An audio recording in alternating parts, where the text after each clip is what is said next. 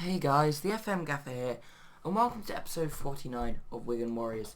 Now, I did record a episode 49, which was this Chelsea game here, which was a 0-0, and just the files are corrupt, and it's just, I had so much shit with videos being annoying in the last couple of days. It's been really annoying. If you've been following Juventus, then you will know what I'm talking about. But I was just recording this video. There's not going to be any live com. I'm just going to go through what's happened over the January transfer window. A tragedy has occurred, and the next episode will be that Stade Rennais Europa League game. I'll do that. I'll do that one in one episode and that one in another episode. But So actually, no. I just double live com them because I know I said no double live coms, but like with 2-leg Europa League ties, I think that's the best thing to do. But anyway. Today we're just going to be going through transfers and this stuff, and as I say, that'll be next episode. So I think that Valencia game is the last time you saw us. I'm not sure, it's been quite a long time for me. I haven't even played the same in quite a while. But the next game after that was a 4-2 victory over Crystal Palace. Braces for 3 people in this game. We got Kjell Heymans, Petar Brezovic, and Jose Acker with Palace's goals. But Brezovic doing very well in this, but I have actually now sold him, so I probably shouldn't have said that. Next up we beat Newcastle 1-0. We carried on some really good form, and then it's just as you can see, it hasn't gone too well after that. So Grealish gave us the lead, and that's pretty much how it finished in this match. Next game we were already through in the Europa League, as you know, but Heymans gave us a 1-goal lead in Sparta Prague. Next up we beat QPR 3-0, good result here. We had a lot of injuries and tiredness around this point, and I put a few people to go on leave. And this is why going into the transfer window I really need to strengthen my squad. I think I have done that, but as I say, a tragedy has occurred, which some of you can probably guess what it is so far. But Garcia scored 2 on this occasion. Heyman's got the other. DeSantis got sent off for QPR. Lost to Man City. This was such an annoying game. Caps 1 Cup quarter final. Hagi scored in the 91st minute of play. We played better than them, I would argue, only just, but I think we did. It was disappointing to get a defeat here. And another defeat came in the league just a couple of days later. We lost to Hull 2-0. Andrew Robertson and Yoshinori Muto with the goals. We bounced back in the Europa League. Good 2-0 win. Again, we were already through, but Heymans' double gave us the win. And we actually finished the group unbeaten, I believe. With only that Partizan draw being the drop point. So, in Europe we're doing really well. Then we returned to the league, and again, a disappointing loss, this time to Norwich. Sissako and Rhodes gave him a 2-0 lead, but Pastore got one back. He couldn't do anything. That wasn't enough. And we went on to lose the game. We did finally win in the league. Fulquier put Swansea ahead in this tie. But Heymans equalised straight away, and Kirk Campbell got the winner in the second half. We then had a very, very tough run of fixtures, in which we lost to Chelsea 2-1. Ibe getting the goal either side of Vincent Abubakar's double. Lost to Man United 1-0, Renato Sanchez in the 77th minute. It's a pretty tight game. Then this live com that wasn't, just a 0-0 draw, pretty boring. Nothing really happened. Everton, we drew with them 1-1, Garcia giving us the lead and Hernandez getting the equaliser. And then we lost in the FA Cup third round to Everton. Javier Hernandez getting the goal on this occasion. Drew with Tottenham and White Hart Lane. Not a bad result this, I don't think. Nicolas Garcia gave us the lead. Simeone equalised them, and Peruzzi got sent off late on. We then beat Southampton 2-0. Garcia and a new signing there, Hakan Çalhanoğlu. I actually signed him before I signed him in my Juve save. And he's only on loan here, but I forgot about that because it had only just happened like when I left the save. So we beat them 2-0, Garcia and Çalhanoğlu, and then 0-0 against West Ham. Pretty poor performance. But now let's move on to the transfers because they're the big real issue. And I said I needed to strengthen my squad, and I also sold quite a few players that were just they weren't bad players, but they were fringe players, and also don't even talk to me about that. So Pizzella, sold him to Swansea for £3.5 million. We brought in a left back on loan, which is Finn Ritter, but we also he wasn't really starting, to be honest, because I was playing Suleiman at left back more than him. And there was one point where I rejected a £20 million offer for him in the summer from Man City. Wish I'd taken that now, but £3.5 million for him, not too bad. Petar Brezovic, I was really happy to get £6 million out of this guy. He was a very good regen when we first got him, and I was very excited about him. But in the end, he didn't really turn out that great, and to get £6 million for him was probably quite quite good. We only signed him for 12.25k, so that's a bit of a profit, I'm not going to lie. So yeah, not too bad. Next up, Ruben Blanco. Yeah, he was our backup keeper, and as you can see, we've brought in a new backup keeper. Many of you will remember him. I think, yeah, I did actually talk about that in the save, but obviously you guys didn't, sorry, in the last episode, but you guys didn't see it. So yeah, Ruben Blanco, we sold him for 1.9 million. He was a very good goalkeeper, but he was, to be honest, a little bit too good for a backup. I've said that before, and yeah, 1.9 million, not too bad. Kiel. They met his release clause. I couldn't do anything about it. I tried. I offered him so many I tried to offer him so many contracts, but he was like, you don't match the ambition of my. We have other strikers, so it's not the end of the world, and we were able to finally strengthen our squad with that money, as well as a couple of other monies coming up soon. But yeah, Hani Mukhtar next up. Yeah, I probably could have got quite a lot more money out of him now I think about it. But yeah, we got 5 million for him.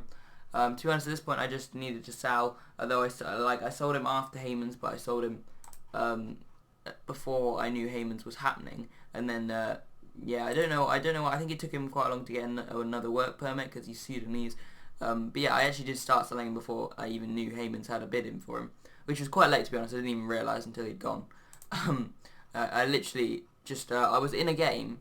I think it was a Southampton game, and I just saw Heyman's had scored for Man United, and I was like, wait, what? Then I realised he wasn't playing my team, which I probably should have realised before that. And then I clicked on him, and he was a Man United player. So that's how I found out. But yeah, Mukhtar, 5 million to Swansea. In the end, we probably didn't need this money, but to be honest, we had Pastore as a backup attacking midfielder. He's a little bit better, and we also have, obviously, Mursic can play there, and we brought in someone that can play there, I believe. Well, obviously, Charanoglu, but yeah. Blaise Matuidi, I just mutually terminated his contract because we're paying quite a lot of wages on him, and mutually terminating saved us quite a bit of money. Jordan Ibe, Arsenal came in for 15 million, and this money allowed us to spend quite a lot in other areas of the pitch, as well as bringing a replacement from Liverpool there. So yeah, I was quite happy with the amount of money. We bought him for 11.5 million a couple of years ago. He gave us 2 great years of service, and he was a really good player for us, and I'm very happy to have had him. I'm quite happy to move him on, and yeah, good luck to him at Arsenal. Sergio Ross, now that we've brought in quite a few players, we don't really need him as a rotation player, so we've loaned him out to Reading. They're paying 100% of his wages, and hopefully he can develop nicely. He got some really nice stats as it stands, so yeah, hopefully he continues to improve there. And Ndu, bit of a mistake, to be honest. He had a little bit of potential left, but yeah, in the end we just sold him to Metz for free because yeah, they came in with a free bid, and I think I only bought him for about 500k, so it's not too bad. It was 500k, but yeah, not too bad on him. But yeah, now we can look in the ins. So Antonio Rudiger, he was just the first guy. Signed from Man United, £3.1 million. Just a backup centre back. He can play all across the back, and yeah, I'm quite happy to get him in. He's actually played pretty well when needed. Lewis Vick, new backup goalkeeper. He's back. He went to Chelsea after being at Fulham, and yeah, we signed him for 650k after selling him for 1.5 million. Not too bad, to be honest. And I'm just glad to see him back because he's Bay. Borja Gomez. Now, yeah, this was when we were in dire financial trouble, and I just needed to get some players in.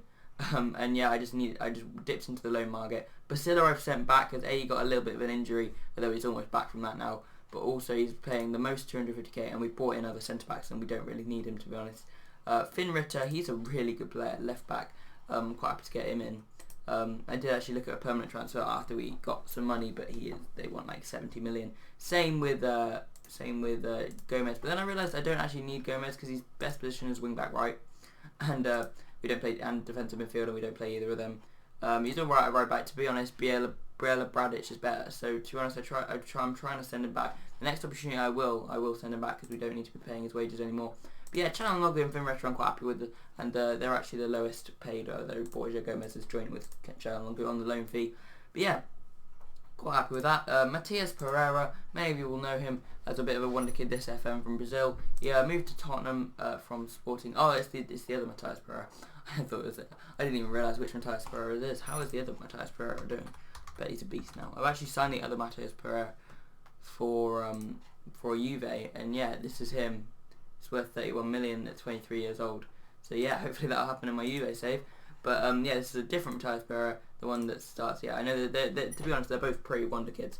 And Tottenham signed for 10.25 million. We've just signed for 4.7 million. He can play all across the attacking midfield areas. just a nice backup in that area. Dominique Heinz signed from Borussia Dortmund. He's just a centre back. He can also play left back. But yeah, he's backup. We only signed him for 2.8 million. He was on the transfer list. Dortmund signed him for 18.25 million. So yeah, not too bad. And quite happy to get him in as a nice little backup. Like he's probably replacing Bazilla in a way. Vaclav Cherny, he's a youngster at Ajax at the start. So he moved to Liverpool. Now he's moved to us. He's just going to be probably he's going to be our right winger. So if you look at those, dribbling 17, crossing 12, technique 15, acceleration and pace also good. Just some good all-round attributes, and yeah, a good player. Got him in for he was on the transfer list, so quite cheap. Oh, I didn't mean to do that. Go back. 7.25 million, so that's not too bad. I think a couple of lads over 48 months as well. Yeah, I'm not sure though. Ronaldo Leniz, we signed him for 4.5 million pounds. He can also play right winger. He's 29 years old. He's just a really solid player. Probably sell on one in a couple of years, but yeah, to get him for 4.5 million, he's worth 11.75 million from San Lorenzo in Argentina. Not a bad player, and yeah, I'm quite happy with that. Next up, Christian Reyes, a bit of a wonder kid. 12 million. We've signed him from Mexican club America. Firstly, he didn't get a work permit, then he did when I appealed, and yeah, he's a solid player. Sorry, he's an attacking midfielder. I don't know why. Yeah, we can either play him at central midfielder or attacking midfielder. We've got advanced playmakers on both. Just checking that. Yep, we do. So yeah, he fits perfectly into our formation. As you see, he has great stats for it. I think they're the same stats. Oh no, I think they might be a little bit different. But yeah, and he's only 21 years old, so he has some potential. Currently worth 90 million, and we picked him up for 12 million, so not too bad. And yeah, he could be a play for the future. So that finishes everything off in terms of transfers. Let's now have a look at the side that we're going to be playing today.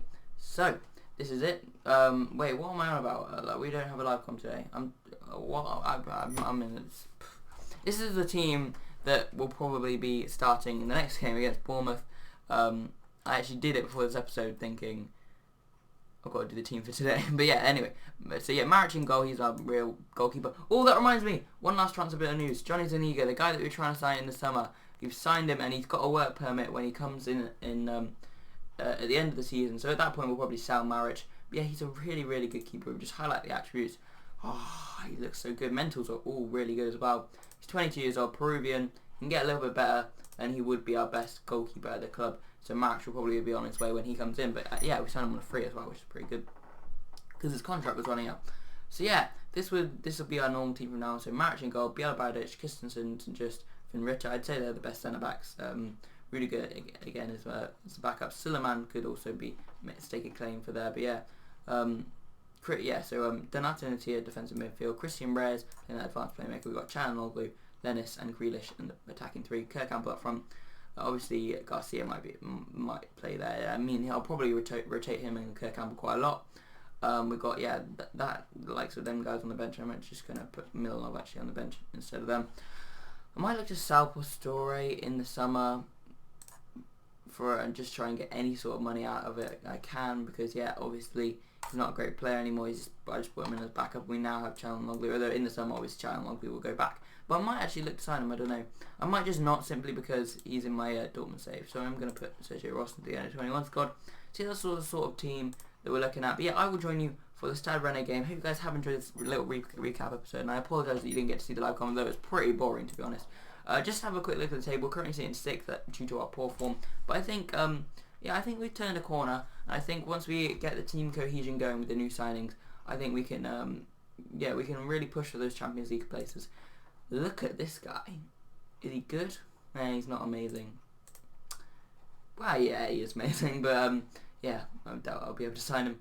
But yeah, he just had a cool haircut, and I saw him.